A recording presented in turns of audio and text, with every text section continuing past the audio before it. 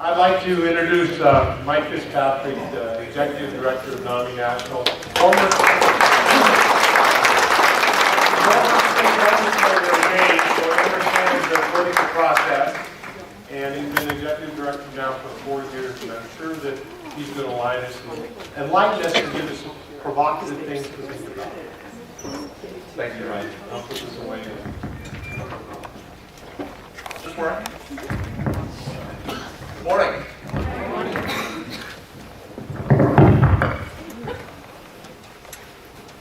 It's amazing. Anytime you have 3 microphones, you have all sorts of opportunities for feedback and what have you.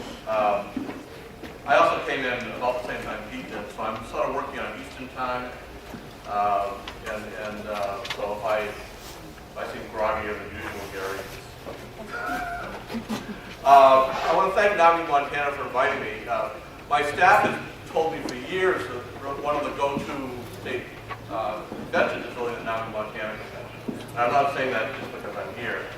Just looking at the list of people you have coming in here, from Bill McPhee to David Kulinski, Pete, Dusty Bernardaro from my staff, who just does tremendous work on child and adolescent issues. You really have, I do a lot of these.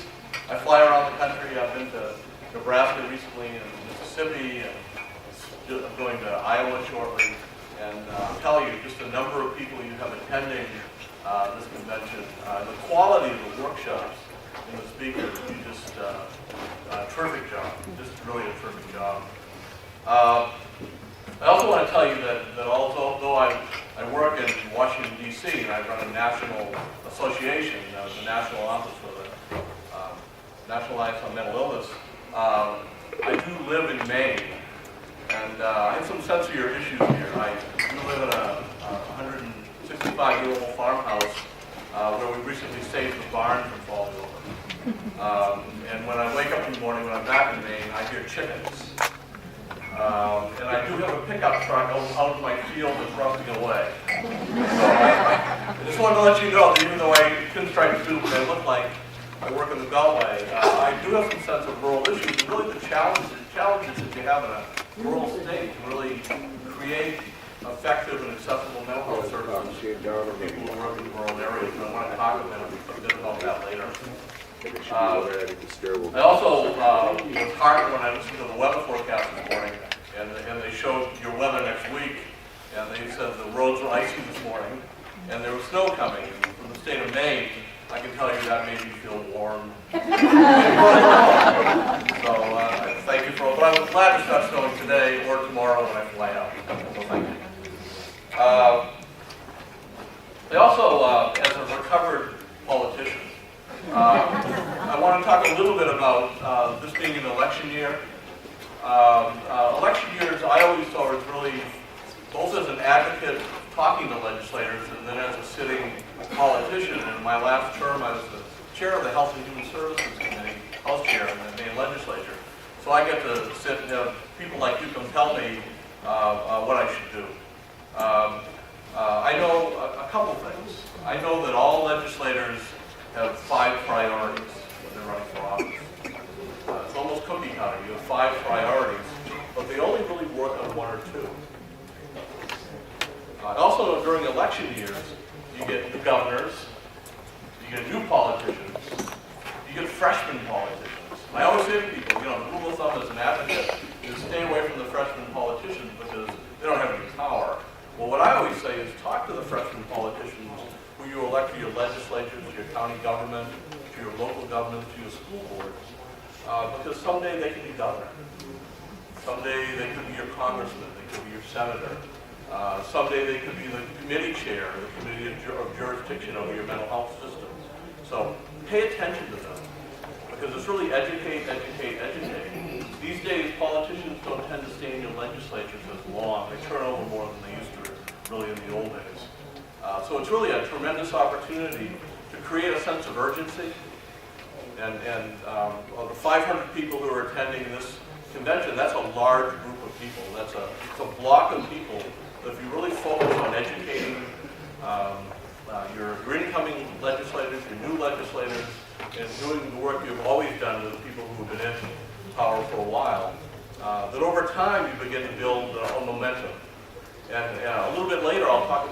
grading report.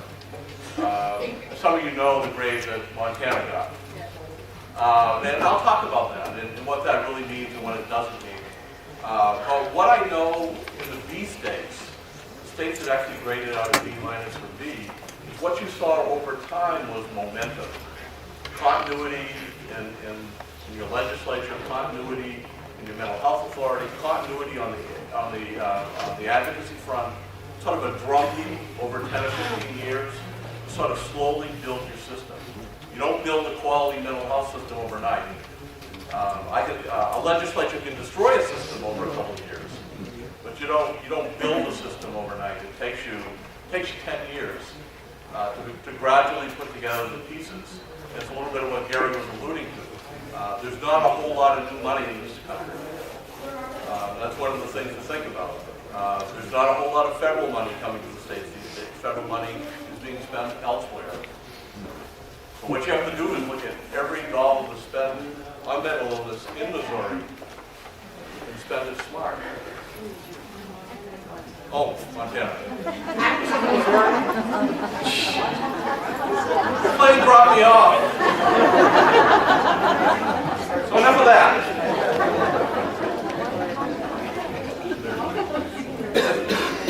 As Gary said, what I'm going to talk about is a little bit of what NAMI is. I'm going to go through that pretty quickly. And then I want to talk a little bit of some of the changes that might occur on the federal level.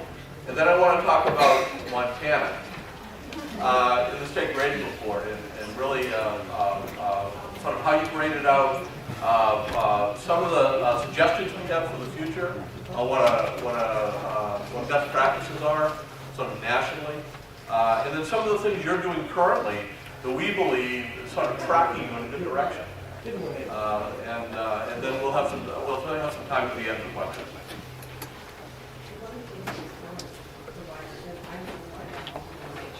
If I get this to work.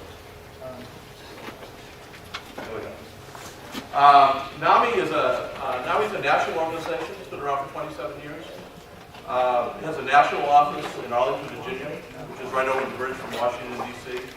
We have 1,100 affiliates, thousands and thousands of members across America. I work for a board of directors, as a state president's council, a consumer council, and veterans council. We pay attention to veterans issues. We have an executive directors group, which is made up of the executive directors of our large and state affiliates around the country. And then we obviously have NAMI affiliate organizations. We have state organizations like NAMI Montana, but we also have large affiliates in some of the more urban states that do a lot of work. We have a lot of education programs, and a number of these education programs are here in Montana. We have Family to Family.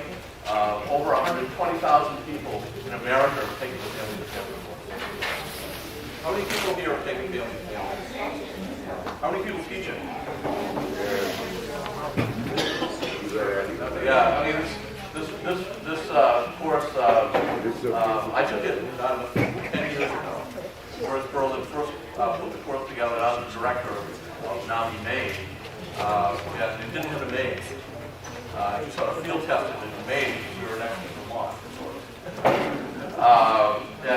We provide an education program.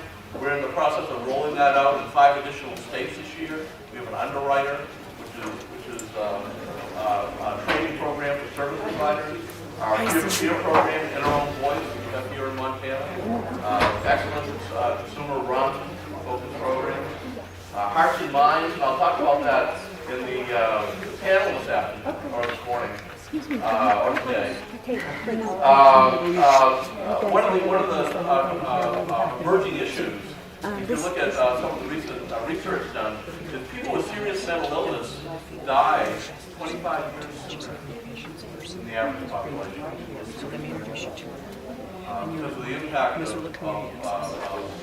powerful medications, lack of health care, smoking. It's an issue we're all beginning to pay very close attention to. The board I work for has been talking about it, and I know 3 or 4 other national organizations are seeing this as a huge issue. It's how to connect and get access to serious mental illness to health care. to look at blood pressure, to look at exercise, to look at making sure people understand what the medications they take do and what the side effects are. So this is an emerging issue. Hearts and Minds is a program that Dr. Ken Duckworth, who's our medical director, created 3 or 4 years ago. And it's really kind of a roadmap of how to get your physical health care back while you're also dealing with your recovery from mental illness. And lastly, I just wanted, Dr. Grenadaro may have said this yesterday, we're in the process of developing a young family course that will be very similar in intent of family to family. It'll only be focusing on families that have adolescents and children with serious emotional disturbance. So we'll be hopefully rolling that out this year. As you can well imagine, we do all this stuff. I don't have to read it to you. We provide technical assistance to our affiliates. I have people who work on Capitol Hill. Well, we attempt to influence federal legislation. Our website these days gets about 18,000 hits a day. We're also hooked up with an organization called Health Central that gets 6 million hits a day. So people who are Googling and looking for schizophrenia, Zyprexa, maybe a piece of legislation, come onto our site, spend an average of 20 minutes on there and download information. So we're over time becoming kind of a go-to site for serious mental illness. Our helpline gets about 3,500. It's actually up to around 4,000 contacts every month. People calling into our 1-800 number, and we send them information, and sort of give them advice. It's a warm line. And we have 3 sort of hard publications. And I know in the table in the other room, this is a copy of NAMI Beginnings. This is our publication focusing on the needs of young families. Pick this up. It's a terrific publication. It goes along with our Advocate, which is our long-standing magazine, and Avanzamos, which is our Spanish language advocate, if you will. Then we have a number of electronic publications. If you're a NAMI member, there are a whole, from SafeNet to NAMI Connections, to a magazine that really focuses on state policy issues. You can all get these electronically by signing onto our website. And then lastly, Stigma Busters, which I'll talk about in a little while. That's Stella Marsh. Stella's been with us forever. And Stella is located in California. And when a company, a movie, or a television program stigmatizes mental illness, she unleashes the dogs. And in a moment's notice, 100,000 people are sending emails and making phone calls and holding people accountable. And one of the things that Stella's been involved with recently is Halloween. And in Indiana, there's something called Fear Fest, which they do every year, and they set up mazes and scare the daylights out of people. But this year they're using mental health asylum, mental illness asylum. And so Bob Carolla in my office and Stella and other advocates sort of descended on Fear Fest to sort of back them away and have them understand the implications of what they're doing. There's a fascinating dialogue going back and forth. But I have another example I'll talk about. But again, anything that you see out there that's stigmatizing in terms of a business or again, a local television show, national television show, contact us, contact Stigma Busters and NAMI, and we'll certainly research it, and when we find that there's stigmatizing activity going on, believe it, we descend on it. We have a very active and very skilled, you saw Dr. Grenadaro yesterday, policy department that spends a whole lot of time looking at all these issues, from access to services to diverse populations, be Asian American, African American, Latino, or Native American. We have a CIT center now that works entirely on police training. They have the police understand what mental illness is. If there's a movement in this country that's as strong as parity was a number of years back, it's really training of police to understand the active situations where you find mental illness. And so that's a movement that's really swept the nation. And we're certainly in the middle of that. Let me talk a little bit about, as I was sort of running out the door to come here, I talked to Andrew Sperling, who's our federal lobbyist. I said, Andrew, geez, there are some elections going on. You turn on the TV, and I understand President Bush is coming here next week. And when I flicked on the television this morning, I saw at least 3 ads by some guy who's running for Congress, like all in a 10-minute span. And that goes on everywhere, believe me. So let me give you a sense of sort of what's happening, regardless of whether the Democrats or Republicans control Congress, and then what happens if the Republicans control Congress, and then what happens if the Democrats control Congress. And remember, I'm a recovering politician. I'm recovered. None of this is partisan. Regardless of whether the Democrats or Republicans control Congress, the margins in the House are going to be very, very close. So what you're going to get is there'll really be no decisive victory.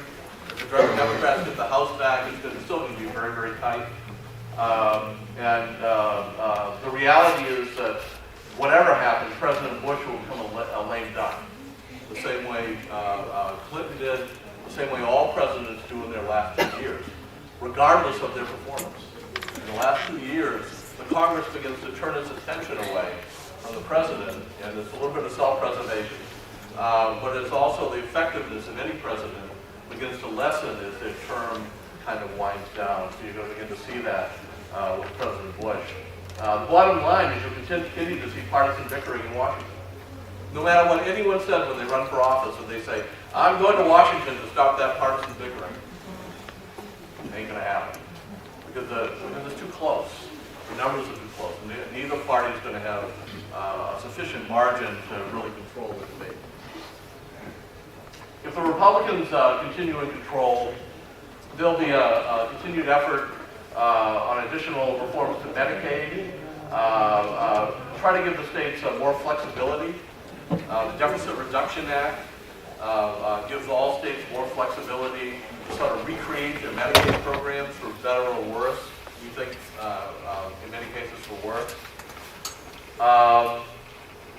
And states will continue to try to reach out to deal with the uninsured. One of the interesting things about this particular election year, if you looked at it a year ago, you would have said the issues around the uninsured and people not being able to have access to insurance would be a huge issue. It's not. You know what the issues are. It's the economy, it's Iraq, it's terrorism, it's immigration. But healthcare, there was a huge issue 2 years ago, is now all 4th or 5th on the list. Which makes all our jobs more difficult when you're talking to people who are running for office and have them understand how important mental health is to the whole community. That makes our efforts that much more important. The Health and Human Services Medicaid Commission report will be out in early 2007. We'll see if that has any impact. There may be some possible effort to revise the President's Social Security reform proposal in setting up private accounts. Again, this would depend on the Republicans maintaining control. And Senator Pete Domenici, who I talked to last week at our gala, will continue to press for a federal parity bill, and perhaps to give President Bush, as he's going out the door, some sort of a legacy around mental illness. Democrats get control. Pretty small. Next. No.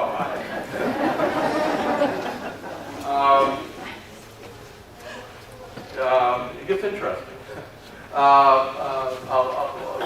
You'll see a lot of aggressive oversight hearings on the Bush administration's performance on a lot of fronts. So things get interesting. Legislation to repeal the non-interference provision, which bars the federal government from negotiating on drug prices, is certain to come up. And it'll have an impact on broad access to antipsychotic antidepressants and anticonvulsants. Some of the actions that Congress has taken to sort of protect those medications and not allow the government to negotiate drug prices has made those medications more available. Legislation to lift the Bush administration's restriction on stem cell research is absolutely certain. Representative Patrick Kennedy, who actually spoke at our convention and was riveting. It was absolutely riveting. Will revive insurance parity in the House. What I can tell you is already movement in the House and the Senate on parity. And as many of you know, it's been sitting in Congress for a number of years because the House of Representatives wasn't willing to move on it. Because the Democrats would gain control over the House, parity will begin to move very quickly. Laura. Affordable housing legislation will include a new housing trust fund and reform of Section 8. Section 8 housing actually has been under assault under this administration, and the Senate's always blocked those cuts to Section 8. But you'll see some real movement to build options for additional housing for people with disabilities, including serious mental illness. And then lastly, from Montana, Senator Baucus will become the chairman of the Finance Committee with oversight over Medicare and Social Security. Tremendous power over all those programs. And, we have to find a place I can put which is terrific. Which is terrific. Isn't that the theme? I show you this. I'm going to show you some other slides later. You do a walk here, a NAMI walk here in Montana, and anything. How many people have walked in the NAMI walk? Isn't that terrific? This year, we'll return $6 million from the NAMI walk back to affiliates all over the country. The level of visibility, you know what we hear around the country is people tell us, how come you didn't do this 10 years ago? You know, breast cancer does it, you know, everyone does a walk, and we really felt it was high time that NAMI did a walk, and to really talk about mental illness. So thank you for all doing this, and you know, just continue to walk. And what we find is they grow every year, and then secondly, they're a great opportunity to bring resources into Montana. And I noticed in your brochure, you talk about funding some of the education programs I talked about before, family to family, peer to peer, and inner own boys. So, you know, terrific job. So this is our Washington D.C. walk. And we actually, the first year we did it, we actually walked right to that sort of familiar building. I also want to talk a little bit about visibility. One of the things we decided to do 2 years ago in the nation's capital is have a gala. And we just finished our gala this year. And every year it grew by a third this year. And we have it in a place called the Mellon Center, which is a beautiful building in Washington, D.C. And our goal is in 2 or 3 years to outgrow the Mellon Center. And right now we fill about 3/4 of it. We figure it'll take us 4 years to sort of outgrow it. But it's a tremendous opportunity to get major media people and other sort of significant players in our nation's capital to come spend an evening where we talk a lot about NAMI and serious mental illness. And I just want to let you know that. The good thing for Montana is that some of the proceeds from this event will come back to Montana in the form of opportunity grants and other grants we send to the states. You heard yesterday about the Child Adolescent Action Center. I just want to promote for families here with children or when your children became ill that they were young, there's nothing more important to set up early intervention so we can get to kids sooner. And the work of Daphne Bernadero who you heard yesterday is just superb. We're spending a lot of time these days, again, working on multicultural issues. I know in Montana, access to care for Native Americans is a significant issue. We are working with 4 major groups: Latino African American, Native American, and Asian American, to put together an action plan. We met at our convention this summer in Washington, D.C., and had players from those major groups. And are putting together an action plan so we can all work together jointly to sort of affect the system of care for for everyone in America, so everyone has an equal shot at getting services for serious mental illness. Trends in the states. A lot of our state organizations are doing strategic planning. As I said before, our organizations are involved in developing CIP programs. A lot of our state organizations are using the WALK programs to build their infrastructure, and we actually gained 27 new affiliates last year.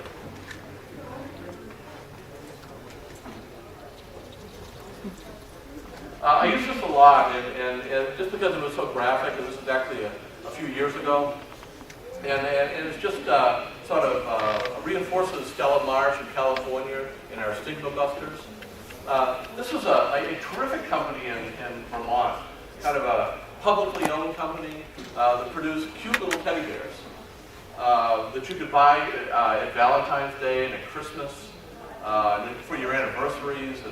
And it was kind of the CEO was on the board of directors of a number of the largest hospital in Vermont, and then all of a sudden they came out with the Shield Go Nuts Over This Bear for Valentine's Day.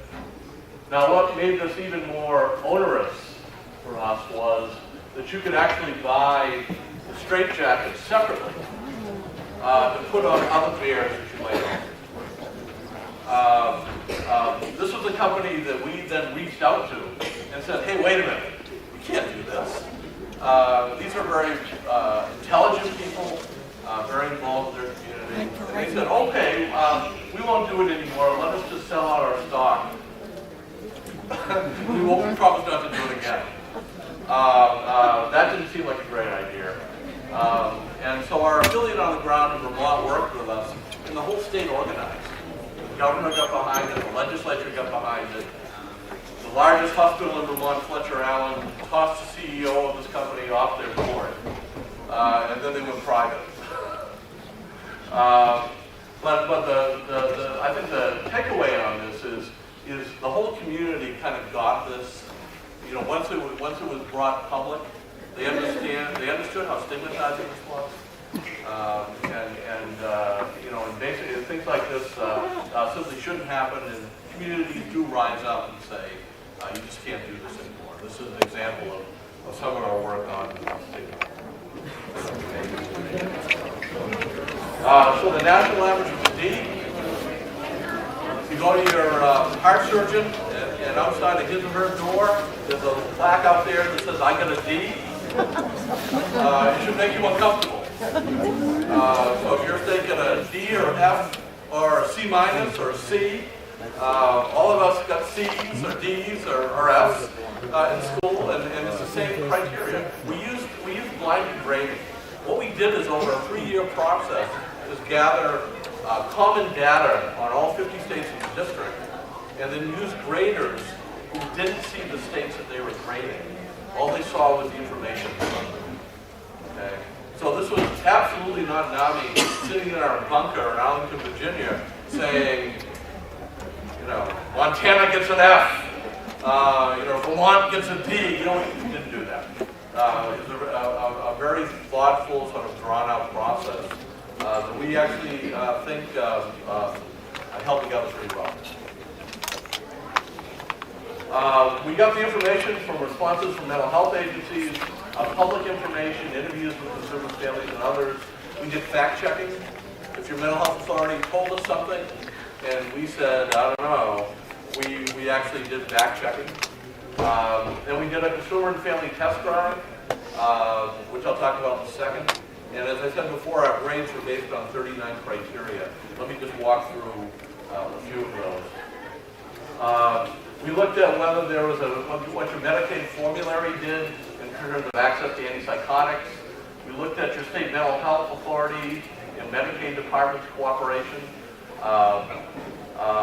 What the prescribing patterns were, how many act teams did you fund, and whether there's some sort of fidelity or, was the model really an act team? Did you have integrated dual diagnosis treatment, and how much did you have? Did you have dual jail diversion services? Did you have a housing services coordinator, someone in your mental health authority whose sole job it was to pay attention to developing housing for people with serious mental illness? Yes. Were these all equally weighted? Yeah. Yeah. If you actually get a copy of the report, look in the back, you'll see how they were, what the criteria was. Was there a written housing plan? We really feel at NAMI that as much as we spend a lot of time sort of protecting access to other treatment, that housing is the linchpin in the mental health system. Unless you have safe, affordable, accessible housing, nothing works. And so that's why we spend a fair amount of time on housing. Access to inpatient beds. One of the tragedies in this country is that when we close the state hospitals, we assume that private hospitals and public hospitals in the communities would have inpatient psychiatric units. Well, no one's figured out how to fund those. So what's happened all over the country is inpatient psychiatric beds are now med-surg units. So emergency rooms all over the country are backing up with people with serious mental illness. We're sometimes waiting hours and days for an inpatient bed. Was your state hospital JACO accredited? In some states, there are ongoing Department of Justice investigations. What was your investment in support employees? I mean, is there a way out of the system for people for whom treatment works and you have good housing? Are there opportunities for supported employment and supported education? The cooperation between the Department of Vocational Rehabilitation and the State Mental Health Authority, which is grim in many states. But were there sort of efforts going on? Were there efforts to reduce the residential waiting list? Were there efforts to train service providers in cultural competency? Was there a plan to do that? And then, did the State Mental Health Authority have any idea how many people it was intended to serve? Some states do. They'll tell you, we have 10,002 people that we're focused on serving. And some states tell us, I don't know. So our sense is you ought to have some idea of who you're supposed to serve. Was there financial and logistical support for family-to-family and peer-to-peer and RAP and other programs?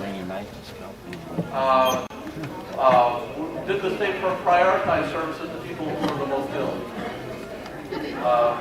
Was there an assessment of workforce needs? One of the issues in rural states is what do you do? I live in a state where there are no psychiatrists in some counties, right? Have some of those state counties here? See, I knew you did. And there will never be a psychiatrist in those counties, right? It isn't going to happen. So what is the state doing about that? What? I mean, are you training primary care staff in health clinics? Are you using telemedicine? You know, is there a plan to sort of get at that? Because it's really a very difficult problem in rural areas. Have you passed the parity law, health insurance parity? Do you have consumer and family monitoring teams who sort of looks at your mental health system and decides whether it works or not? And is there a written mandate for consumer and family input into the development and monitoring of the system? The consumer and family test drive I talked about was kind of an ingenious thing that our mental health medical director came up with. The idea was that we would train 10 family members and 10 consumers, and then have them call with a script every 800 number and access every website of every mental health authority in the country. See how it works. So you call up the 800 number and you say, hi, I hear you're mental illness and I need housing. Help. And then you can transfer it to the actual. Or in one case they said, I don't think we want to help you. And sort of hung out on us. What we found, much to our surprise, and think about for a second, how do people get information today? Websites. They Google for information. Okay?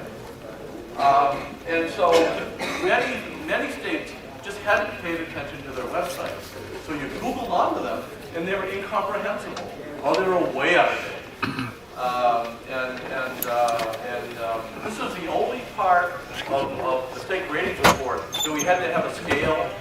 Do you remember math class where everyone in the class failed? You had to get a number.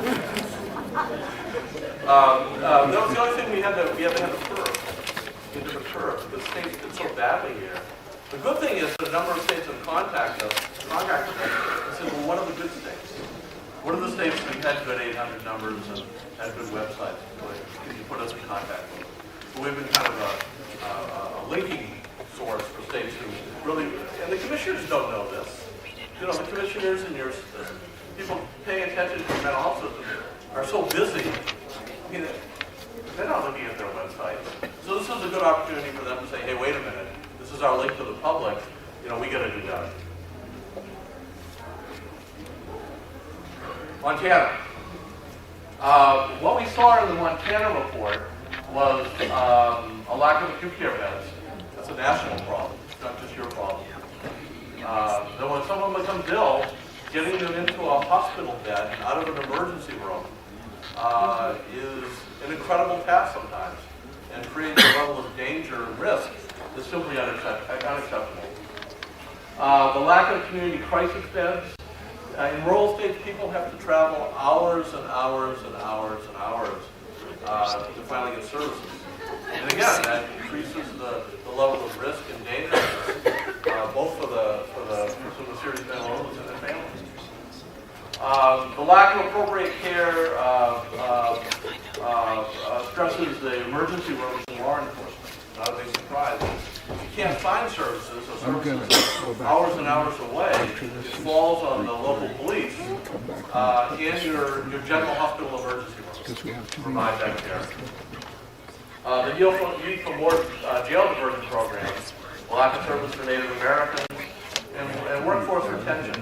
One of the most difficult things, and one of the things I said earlier about you live in a county where there are no psychiatrists, and why there probably won't be psychiatrists, but if you move to a county where there are no other psychiatrists, there's no one to talk to. I mean, professionally, it's a very difficult proposition. If you don't have a clinic or a center of some sort, it's very hard unless, in my state, if you like to hunt or fish or snowmobile or Nordic ski or what have you.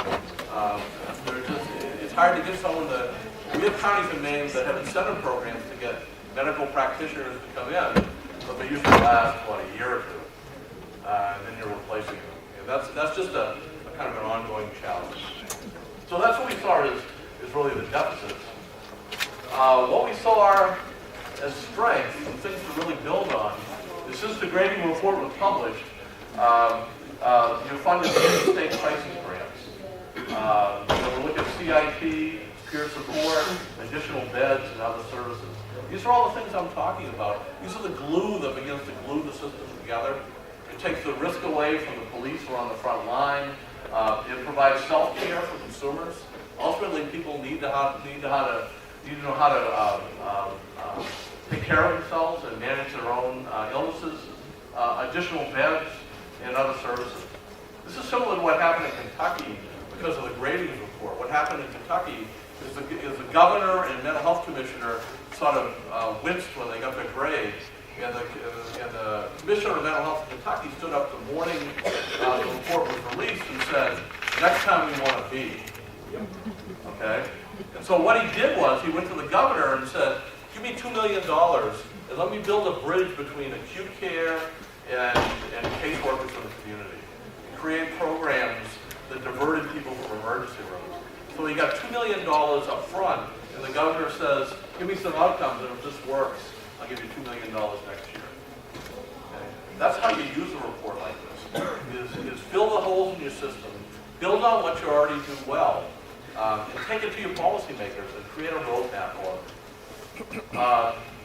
You have CIP teams in most of your large population centers. This is terrific. This is terrific. You have a new home and community-based waiver that would provide comprehensive services to 105 individuals in 3 regions pending before the Center for Medicare and Medicaid Services. This is innovative stuff. Okay.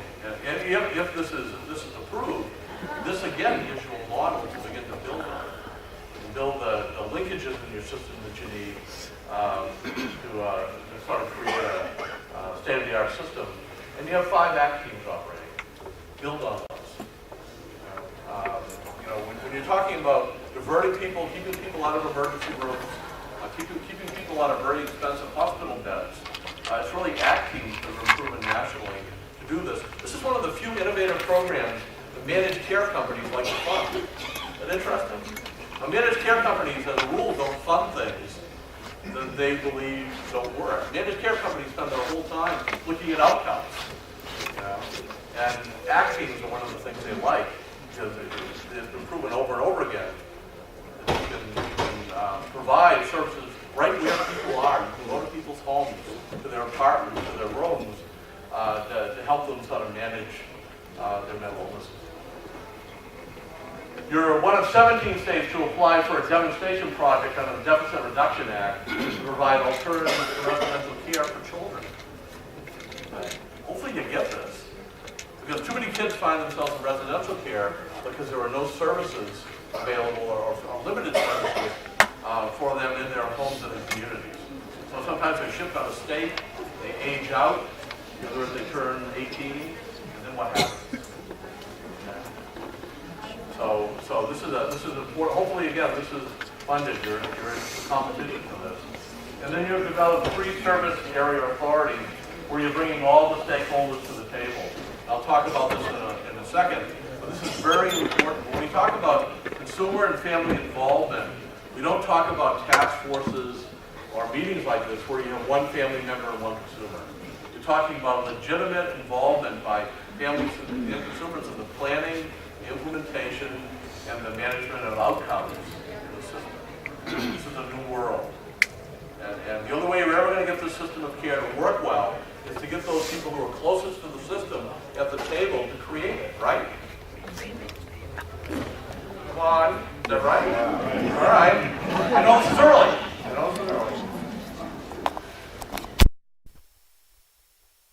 Care look like? You should have assertive treatment centers, assertive community treatment. You should have integrated dual diagnosis treatment. You know, particularly with people who have bipolar illness and also with other major mental illnesses, the connection to serious substance abuse is very real. You need to have an integrated system. You've got to have supported employment. Otherwise, people are trapped in the system. You talk to most people with serious mental illness, they aspire to go back to school, they aspire to go to work. You've got to build in that component. You need to have illness self-management. You need to have family psychoeducation to support families, both families with adults with mental illness as well as children. You need to have supported housing. I talked about that earlier. You need to have crisis intervention services that operate 24 hours a day, 7 days a week. In some states, I've seen crisis programs that shut down at 5 o'clock and don't work on weekends. It's got to be 24/7 or it just doesn't work. You need to have jail diversion. I've talked about that a little bit. You need to have adequate acute and long-term options. In your state, you have been debating whether to fund a 72-hour presumptive eligibility where funding would be available to serve an individual in crisis in a local bed or mental health center. This is a travel issue. You have to do things like this in rural states. Otherwise, again, you have people traveling for hours and hours and hours to get services out of their community. Again, this will be one of the things that hopefully will begin to cure some of the issues for how do you get service in rural areas. You need to have access to medication based on clinical needs rather than cost. You need safe and respectful treatment environments. You need a reduced use of restraints and exclusion. You need accessible information for families and consumers. As I said before, consumers and family involvement in the design and implementation of systems, issues around cultural competency, well-trained workforce, there are issues around health promotion and mortality reduction. Again, understand that if you have serious mental illness in America, your chances of dying 20 to 25 years sooner than the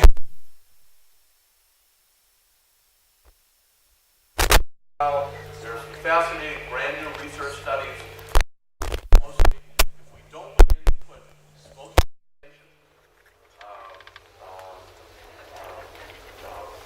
education around how you eat, how you exercise, issues around the side effects related to these very powerful medications in front of people and make it part of the whole treatment plan, this issue will not go away. Yes?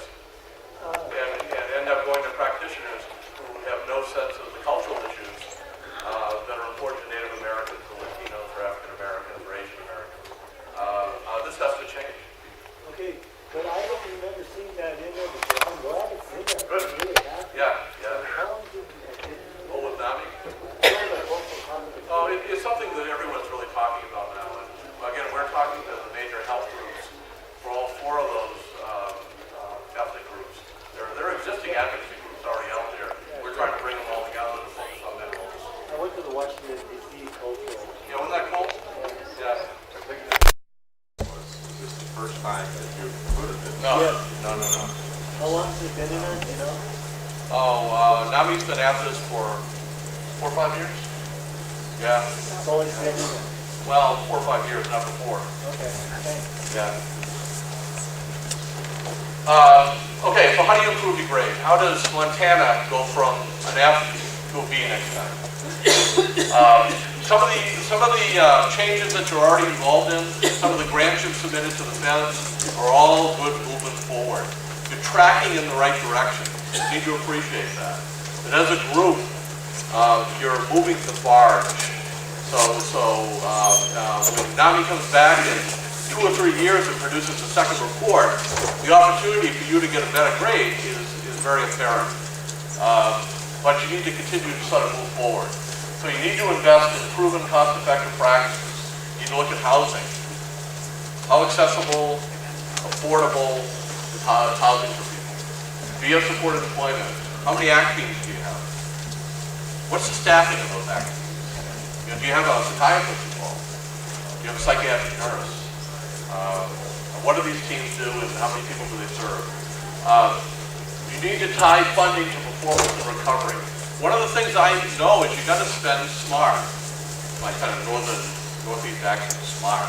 But you have to spend smart because there are no new dollars. Just let me, Gary started out with that. There aren't new dollars. There aren't new dollars coming from the feds. Most states continue to be strapped. Most politicians are focusing on things other than our issues. That's why your education during election year is very, very important. So you have to look at every dollar that you spend and make sure that it's being spent on programs that work. So you need to look at performance, and you need to make sure that you're funding the best, most cost-effective, best practices that are available. You need to ensure that persons with serious mental illness who don't qualify for Medicaid also get services. Back when I was in the legislature in Maine, we were like every other state. We're looking to take every bit of federal Medicaid dollar and match that with state money. And so what we did is we medicated our systems, medicalized your mental health system. It wasn't that way 20 years ago or 25 years ago where there was a lot of general fund tax dollars going in to fund your system. Now everything's matched with Medicaid, which means you have to qualify for Medicaid. So there are people out there with serious mental illness who don't qualify for Medicaid. And unfortunately, what happens in too many states is they don't have access to the same level of care as other people. And that can't happen. You need to pay attention to that. You need to improve data collection. You need to, again, know how your money's being spent, what the outcomes look like. I was in Kansas a number of years ago, and the guy who was running the Medicaid department was trying to evaluate the outcomes of supported employment programs in Kansas. He looked at every supported employment provider and had done an analysis of how many people actually went to work, and was attempting to publish that and make it available to the general public. And the providers went to the governor's office and had him pull the report. Okay, because what he found out is there were some people who were being funded to do supported employment program where no one was going to work. It was simply a bill. And there were some that were doing a terrific job. You need as advocates to look very closely at what works, what doesn't, what are the best models, who are the good providers, and use those models across your state. Again, involve consumers and families at all levels. Eliminate discrimination, as I just said. And again, increase access of information. That everyone in the same room has the same level of information on how your system is functioning as your mental health commissioner or governor does. You should have access to the same level of information. That's why we did the grading. So, spend smart. Build a system that does more than lead people to the criminal justice system, the emergency room, or the child welfare system. Too many systems are set up to get people into emergency rooms and into the hospital. And because of short resources or bad planning or no central plan, you don't have an ability to do the other things you need to do to help people get the services they need. So it's a combination of vision, political will, and understanding it takes a while to get out of the woods. A while. You need to pay attention to the integration between acute and continuing services and the integration between physical and mental health. I mean, part of the way you solve some of your rural problems is by training primary care providers. Whether it's physician's assistants, general practitioners, nurses, to get them up to speed on what best practices are for serious mental illness. And there needs to be a plan to do that. So use this report as a media tool. Talk to the media about it. Use it to set state policy agenda. Use this New Freedom Commission language. Most of the states are paying attention to the New Freedom Commission. I know Montana is. This report tracks well with the vision of the New Freedom Commission. Talk about the 39 criteria. Use it to shape your legislative agenda and your work on accountability. Conduct your own assessments of how systems are working. But learn from the Kentucky example that you can use it as a vehicle. You can say, these are the gaps. This is what will begin to get us out of this hole and begin to bring the system closer together so people can get services. And as I said earlier, build on your strengths. Because there are things you're doing well. Again, some of the work you've done on ACT teams, some of the work you've done to build essentially what are planning councils in 3 regions, those are all things that are going to get you closer to where you need to be. Performance measures, clinical outcomes, consumer satisfaction surveys, these are all things that should be built into your system. Again, you need to also engage in dialogue in your communities and with the media, and again, to have authentic participation by consumers and family members. Next steps, build on your strengths. And I love this one. You can't chop a tree down with one swing, you need to chip away at it. Is that cool? But that's really the way you need to look at it is NAMI gave Montana an F. We also provided you with specific things you could do to next time get a B. You on your own, without us prompting you, have done some things in the meantime to track you in a good direction. Pay attention to this. There's obviously good work going on, there's good intention going on. The issue is political will. That's really my last message to you today. It's not just the money. It's not going back to your legislature and say, if you give us $15 million, this is going to solve our problems. That's not how it works. You need to make sure that every dollar you spend is spent on services at work, that you spend smart, and then you do it over time. You just retain that political will, so you're just building and building and building. And I believe when NAMI comes back in 2007, 2008, take ratings report, Montana will do very well. Thank you for all you do.